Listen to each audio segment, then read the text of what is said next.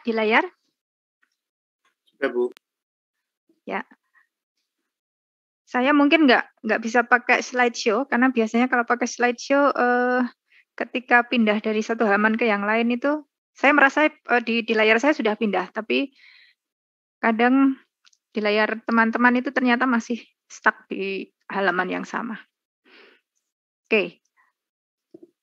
Pertanyaan saya yang pertama, apa yang teman-teman ketahui tentang metabolisme? Kan kita sering tahu menyebut-nyebut apa metabolismenya terganggu. Nah, itu metabolisme itu apa sih sebenarnya? Sistem, Bu. Metabolisme itu sistem, ya sistem yang bagaimana? Yang terjadi dalam tubuh organisasi makhluk hidup, Bu. Ya, kunci utamanya, kata kuncinya terjadinya di dalam tubuh makhluk hidup. Terus sistem yang seperti apa, Adam? Maksudnya? Pengolahan, Bu. Pengolahan. Bisa, tapi pengolahan apa? Barusan siapa Indah ya? Pencernaan, Bu. Pencernaan. Makanan menjadi energi. Pernafasan, Bu. Anabolisme dan katabolisme, Bu. Oke, ya. Sepertinya sudah pada belajar ini. Saya senang kalau rajin-rajin gini nih. Ya, betul. Jadi metabolisme itu mencakup semua proses yang ada di dalam tubuh kita ya. Nanti di bawah ada definisi lebih lanjutnya. Tapi yang pertama kata kuncinya memang dia terjadinya itu di dalam tubuh makhluk hidup. Nah, teman-teman tentu tahu kalau reaksi itu, metabolisme itu kan sebenarnya reaksi kimia ya. Nggak ada reaksi fisika sih, jadi saya bilang kadang kalau bilang reaksi ya udah reaksi aja sih, karena nggak ada reaksi fisika. Jadi reaksi yang terdapat di dalam tubuh, terjadinya di dalam tubuh. Jadi tubuh kita itu sebagai reaktornya. Kalau teman-teman melakukan percobaan di laboratorium, reaktornya apa biasanya? Tempat terjadinya reaksi itu apa? Kalau di lab? Tabung reaksi, Bu. Ya, bisa. Tabung reaksi, kalau yang lebih besar, tabung reaksi kan kalau Erlenmeyer. Ya, Erlenmeyer bisa. Tabung reaksi, Erlenmeyer, atau alat gelas yang lain, misalnya labu bulat gitu ya, kalau teman-teman melakukan reflux. Oh ya, ngomong-ngomong 2020 ya? Berarti sama sekali belum pernah masuk lab? Sama sekali belum pernah praktikum? Online, Bu, dari awal. Iya. Betul. Ya, nggak apa-apa. Semoga nanti ada kesempatan. Sebenarnya semester ini kan direncanakan ada praktikum offline ya, tapi ya kita lihat perkembangan selanjutnya karena kuliah saja yang tempat duduknya berjarak itu akhirnya sekarang ditunda semuanya. Kalau praktikum itu akan lebih riuh karena teman-teman pasti jaraknya kan lebih dekat ya. Mau mengerjakan sesuatu satu kelompok itu misalnya satu kelompok 3 orang kan tetap aja deket-deketan gitu. Oke, tapi nggak apa-apa. Yang penting kita semua sehat, itu yang harus kita syukuri ya. Oke, saya lanjut dulu. Jadi tadi saya katakan teman-teman sudah menyampaikan kalau terjadinya reaksi itu di dalam organisme atau di dalam sel hidup, dalam living cell. Makanya living cell itu adalah reaktor mininya. Kalau di pabrik-pabrik yang besar kan reaktornya kelihatan ya, pakai tanur-tanur yang tinggi itu. Tapi ternyata bahkan di dalam tubuh kita, dan di dalam tubuh kita itu sel kan merupakan bagian terkecil dari tubuh ya. Nah, ternyata di dalam sel itu juga terdapat mekanisme atau reaksi-reaksi yang dia tujuannya untuk mensupport kehidupan dari makhluk hidup tersebut. Oke, nah kalau kita bicara tentang energi ya, setiap makhluk hidup itu memiliki energi untuk mempertahankan kehidupannya. Bentuknya macam-macam. Kalau di hewan misalnya, ada beberapa hewan yang dia bisa menghasilkan ini, bioluminescence. Mungkin teman-teman pernah melihat ya, ada ikan, kayaknya ikan kalau ini modelnya. Ikan yang kemudian dia seperti bersinar gitu. Nah, itu dia mengubah energinya menjadi bioluminescence. Contohnya begitu. Baik. Nah, ini yang tadi saya sampaikan, metabolisme itu adalah total semua reaksi kimia yang terjadi dalam suatu organisme.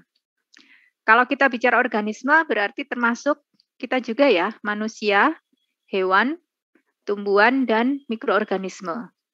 Nanti mikroorganisme masih dibagi lagi. Ada virus, bakteri, sama fungi. Kemudian fungi itu masih dibagi lagi yang makrofungi sama mikrofungi. Oke. Nah, metabolisme itu melibatkan interaksi molekul-molekul, tetapi tempatnya itu di dalam sel. Nah, teman-teman ingat kembali di bukan biokimia. Apa mata kuliah kita yang sebelumnya? Struktur yang pembahasan tentang sel. Biomolekul, Masih Bu. ingat? Oh ya, biomolekul. Masih ingat ya, sel dan bagian-bagiannya, prokariot dan eukariot, mereka kan punya bagian-bagian yang sudah lengkap. Ya, untuk prokariot misalnya dia tidak punya bagian tertentu, tapi kan dia punya sesuatu yang menyerupai atau yang fungsinya seperti organel di dalam eukariot. Oke. Kemudian ada yang disebut dengan metabolic pathway, jalur metabolik. Nah, jalur metabolik ini biasanya diawali dari molekul tertentu, kemudian akan menghasilkan produk tertentu, dan katalisnya, karena kita bicara living cell, living organism, gitu ya, berarti katalisnya adalah enzim. Teman-teman pasti masih ingat enzim itu spesifik. Ini contohnya. Jadi dari reaksi A menjadi B, itu enzimnya akan berbeda dengan reaksi B ke C dan reaksi yang C ke D. Jadi enzim itu sifatnya spesifik. Meskipun nanti ketika teman-teman belajar lebih dalam tentang enzim, ada satu enzim yang dia bisa mengkatalisis beberapa reaksi. Tapi untuk sementara, kita batasi dulu pemahaman tentang enzim. Enzim itu sifatnya spesifik. Satu substrat tertentu, dia hanya bisa bekerja pada satu substrat tertentu, mengubah substrat itu menjadi produk tertentu. Oke. Nah, teman-teman mungkin sudah membaca, metabolisme itu ada dua macam, ada katabolisme dan anabolisme. Bedanya apa ya? Yang satu kat, yang satu ana.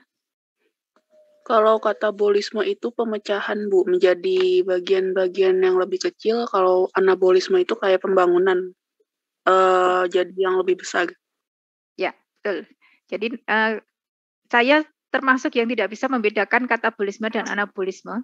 Jadi akhirnya salah satunya. Karena mesti kebalik, saya dulu ketika belajar awal-awal. Jadi namanya juga ini, kata kuncinya dari cut. Cut itu memotong ya. Meskipun cut memotong itu pakai U sih, CUT gitu.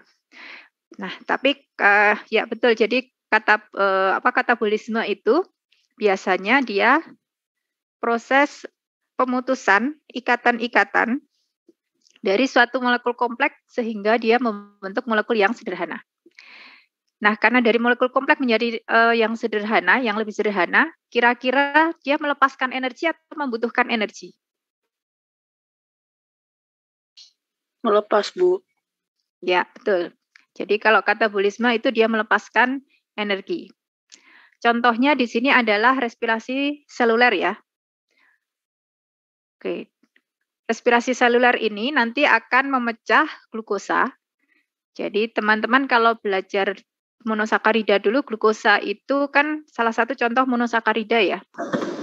Jadi sakarida yang sebenarnya cukup sederhana dibanding sakarida yang lain. Tetapi ternyata di dalam sel, glukosa itu, C-nya kan 6 glukosa itu ya. Glukosa itu masih akan dipecah-pecah lagi menjadi senyawa lain yang lebih sederhana.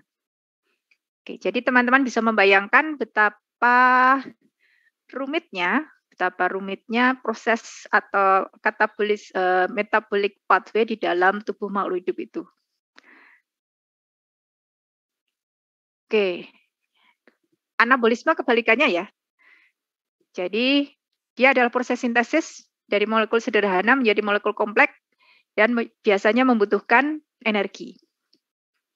Nah, sebenarnya yang disebut judul mata kuliah kita itu kan ini ya, bioenergetika dan metabolisme. Bioenergetika itu adalah studi bagaimana suatu organisme itu memanage sumber energi mereka. Jadi mereka mendapatkan energi dari mana, kemudian bagaimana mereka menggunakan energi tersebut untuk kelangsungan hidupnya. Kalau kita bicara energi, masih ingat ketika di kimia dasar sepertinya. Kalau nggak kimia dasar ya di kimia, ini sebenarnya kimia dasar tapi bagian kimia fisika sih kalau kita bicara energi itu.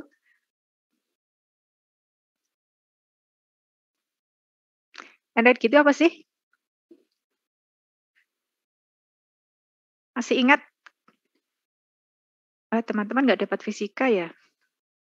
Energi itu apa energi? Tapi mestinya di kimia dapat sih, kimia dasar.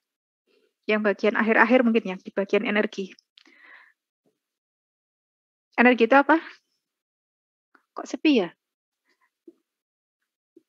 Oh, sebentar. Sesuatu yang tidak dapat diciptakan ataupun dimusnahkan. Ya, ini Huri barusan menjawab di chat. Betul, energi itu tidak dapat diciptakan dan dimusnahkan. Ini sebenarnya merujuk ke hukum kekekalan energi ya. Tapi kalau kita bicara energi itu adalah kapasitas atau kemampuan untuk melakukan kerja.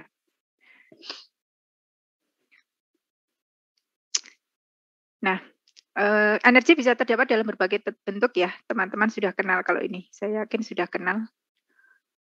Ada energi kinetik, energi termal, potensial, kemudian energi kimia. Dan energi itu bisa berubah dari satu bentuk, ya ini betul nih, siapa jawabannya Rosita, kemampuan melakukan kerja dan usaha, betul. Energi ini bisa diubah, dikonversi dari bentuk yang satu menjadi bentuk yang lain. Oke, ini salah satu contoh perubahan energi ya. Potensial menjadi kinetik, kemudian yang ini juga. Kalau yang ini kinetik menjadi muscle movement, menjadi energi kinetik menjadi energi potensial jadinya. Oke. Masih ingat tentang termodinamika ya? Sudah pernah belajar termodinamika ya pastinya? Sudah, Bu. Ya. Kalau zaman saya kuliah dulu, termo itu termasuk mata kuliah yang cukup PR banget bagi kami. Nggak tahu kalau buat teman-teman sekarang. Semoga PR-nya nggak seberat kita dulu. Nilainya lumayan, Bu. Ya, nilainya iya sih. Tapi kan kadang nilai kita dapat A itu kita kadang shock. Kok bisa dapat A ya? Saya kemarin jawabnya ngawur gitu. Bisa kan? Pernah nggak merasa jawabnya agak nggak sempurna tapi nilainya ternyata bagus. Terus bertanya-tanya, gimana caranya kok ternyata nilainya bagus. Tapi pernah juga kita merasa sangat paham, tapi nilainya biasa-biasa aja gitu. Kalau saya sih sebenarnya lebih puas dengan yang saya paham banget, meskipun nilainya biasa-biasa saja. Tapi memang hasilnya ya IPK-nya jadinya mungkin akhirnya nggak akan tinggi-tinggi banget gitu. Tapi kan saya selalu bilang nilai itu hanya ukuran ya, nilai itu bukan tujuan. Oke, termodinamika itu apa? Faiz. Karena Faiz muncul langsung tak sebut. Hukum termodinamika. Energi. Bukan, termodinamikanya aja, belum sampai hukumnya. Pernah Bu, dapat A tapi nggak ngerti apa-apa. Nah iya sama. Oh, ya pernah dapat A tapi ya pas ilmunya. Nggak tahu paham apa enggak. Oke, Faiz, termodinamika itu apa sih? Atau belajar apa ketika dulu belajar termo? Energi, semuanya energi. Nggak tahu. Ya, iya sih energi, betul. Tapi energinya kan berubah, energi dan perubahannya ya. Bukan cuma energinya saja, tapi bagaimana perubahannya. Oke, masih ingat ya, ada yang namanya sistem terbuka, sistem tertutup, kemudian sistem terisolasi. Masih. Ya, Ini Indah juga menjawab ilmu mempelajari yang mempelajari energi transformasi. Transformasi energi ya maksudnya. Ya bahasa Inggris sama bahasa Indonesia itu kan kebalik MD sama DM. Oke. Nah, bisa memberi contoh yang sistem terisolasi? Kayaknya familiar banget kalau yang sistem terisolasi ini. Termos, Bu. Ya. Pasti semua kenal dengan termos dan pasti ingat kalau itu adalah salah satu contoh sistem terisolasi. Karena energinya kan tidak akan bisa dipertukarkan kalau yang sistem terisolasi. Kalau sistem tertutup itu masih memungkinkan, tapi sedikit. Nah, kalau sistem terbuka itu bisa terjadi transfer energi dan materi. Oke, nah masalahnya organisme itu ternyata termasuk yang sistem terbuka. Jadi memungkinkan adanya transfer energi dan transfer materi. Nah, ini yang tadi menyebutkan energi tidak dapat diciptakan dan tidak dapat dimusnahkan. Itu sebenarnya kan adalah hukum termodinamika 1 ya. Jadi energi, total energi di universe itu apa? Di alam semesta ini kan tetap total energinya ya. Tetapi energi itu berubah atau mengalami transformasi menjadi bentuk yang lain. Cuma netnya, totalnya itu tetap. Itu hukum pertama termodinamika. Kemudian hukum keduanya, masih ingat nggak?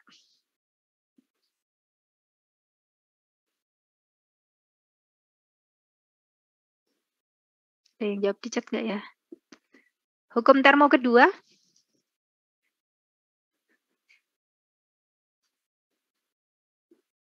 Di sini sudah ada sih, tinggal membaca. Siapa mau membacakan? Biar nggak ngantuk. Oh ya, ketua kelas A dan ketua kelas B. Saya minta tolong bantuannya ya. Yang teman Anda yang tidak masuk hari ini tolong dilaporkan. Ini masih 57 kan berarti ada satu yang belum muncul. Ilmu yang mempelajari entropi. Ya, hukum termodinamika kedua itu memang bicara tentang entropi. Entropi itu apa sih? Kalau saya tanya. Kan, Bu. Ya, apa Iva? Kepotong suaranya. Derajat keacakan. Ya, itu teorinya. Iya, maksudnya apa derajat keacakan? Itu bahasa buku. Kalau bahasa gampangnya apa? Ketidakteraturan. Ya, ketidakteraturan. Betul. Raihan bisa memberi contoh ketidakteraturan yang paling dekat dengan kehidupan sehari-hari. Paling dekat loh. Ini semua orang mengalami mesti. Pagi-pagi lagi. Wes. Saya jamin semua mengalami ini. Contohnya yang paling gampang itu aja. Biar ingat semua. Biar ingat terus. Ini ada contoh di sini beruang sih, tapi nggak usah. Nanti aja. Apa contoh yang paling gampang? Ketidakteraturan itu apa? Tidur saya nggak teratur. Loh, bukan ini Pak Is. Kalau itu mah, itu kan ritme kalau tidur itu. Coba ketidakteraturan semacam seperti apa yang dikatakan entropinya naik itu?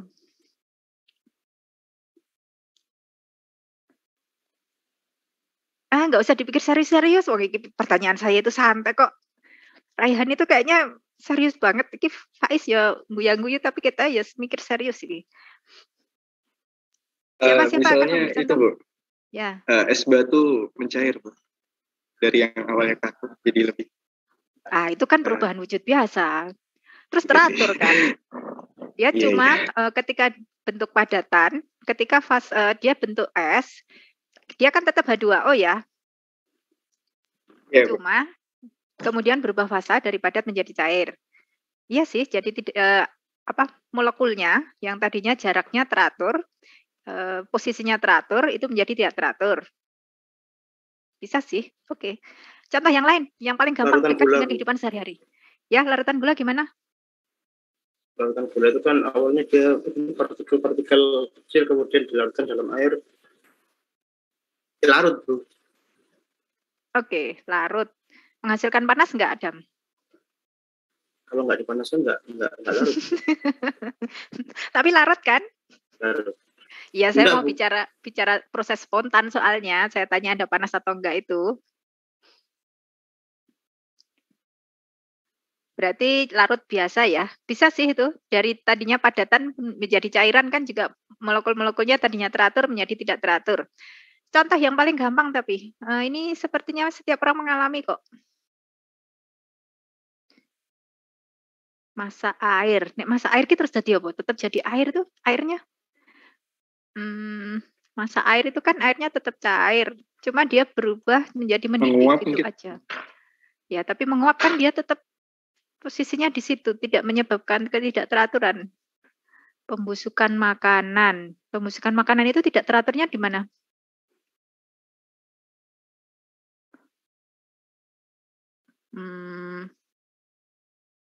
Bisa, oke. Riti nanti dijelaskan lebih lanjut ya, pembusukan makanan itu tidak teraturnya di mana. Oke, contoh yang paling gampang itu kalau bangun pagi-pagi, tadinya sudah pasang weker jam 5, ternyata bangunnya 6:30, kuliahnya jam 7. Terus kalau seperti itu kan bantal, guling, selimut. Nah, semuanya kan akan disebar di kasur, terus teman-teman langsung lari. Nah, itu ketidakteraturan. Entropinya naik gitu kalau pagi-pagi itu. Ya kan? Oke. Jadi besok kalau misalnya di rumah Ibu terus ini apa itu diberesin dulu sebentar Bu, itu lagi membuat contoh entropi yang naik gitu. Ya, itu contoh paling gampang sebenarnya. Ketidakteraturan itu seperti itu. Oke. Teman-teman masih ingat dengan proses spontan atau Masih reaksi spontan? Ya, yang bagaimana, Faiz? Syaratnya yang apa? spontan. Iya, syaratnya apa? Dari Secara energi, kita bicara termodinamika. kalau enaknya ngomong dari panas ke dingin, tapi kalau dari energi tinggi ke energi rendah itu yang spontan. Di energi tinggi ke energi rendah. Apakah itu selalu spontan? Ya kalau tidak ada kerja dari luar. Ya sih, betul juga. Oke. Kita lihat dulu. Masih ingat rumusan delta G sama dengan? Di termo dulu. Delta H min T delta S. Oke, ya. Dia akan spontan kalau delta G-nya?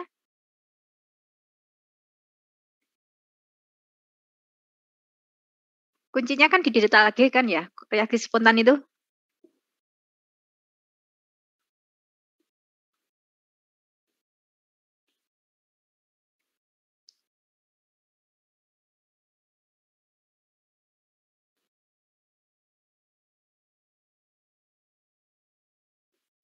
Bentar, ada yang jawab. Delta G, ya, Dari betul. Ibu. Ini ada yang menjawab di chat, ya. Siapa, Latifah? Mau menjawab? Enggak, Bu. Oke. Ini sudah ada yang menjawab Arvena, sorry. Delta G-nya kurang dari 0. Ya, betul. Jadi spontan itu kalau delta G-nya kurang dari 0. Delta G sendiri sama dengan delta H min T delta S ya. Jadi kalau entropinya tinggi itu biasanya prosesnya spontan. Karena minusnya kan jadi tinggi. Kalau delta G-nya minus kan berarti prosesnya spontan. Oke. Terus apa meneh ya? Nah, ini dikatakan sel itu bisa membuat struktur yang teratur begitu dari material-material yang mungkin tadinya materialnya itu maksudnya tidak less ordered itu, jadi dia bisa mensintesis suatu bahan molekul yang lebih kompleks dari molekul-molekul sederhana yang kecil-kecil gitu maksudnya. Oke, terus apa meneh iki? Nah, ini yang penting. Entropi itu di dalam organisme bisa jadi menurun, tapi total entropi di universe, di dunia, itu sebenarnya meningkat. Tuh.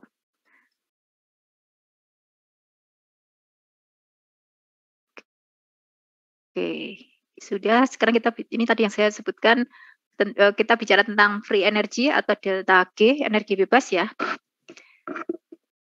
Oke. Jadi seperti tadi dikatakan Faiz, kalau spontan itu berarti dia tidak butuh energi dari luar. Ini oke. Jadi kalau kita bicara free energy atau energi bebas, itu adalah energi yang dapat bekerja ketika temperatur dan pressure itu apa? Tekanan ya, tekanannya sama. Uniform. Uniform itu ya sama itu maksudnya sebenarnya uniform itu nggak bisa diterjemahkan sama sih ya, tapi ya wes sama lah. Maksudnya di seluruh bagian organisme itu uniform jadinya sama. Seragam. Oh ya, seragam betul. Uniform. Ya juga sih seragam. Tapi bukan seragam merah putih atau putih biru ya. Oke.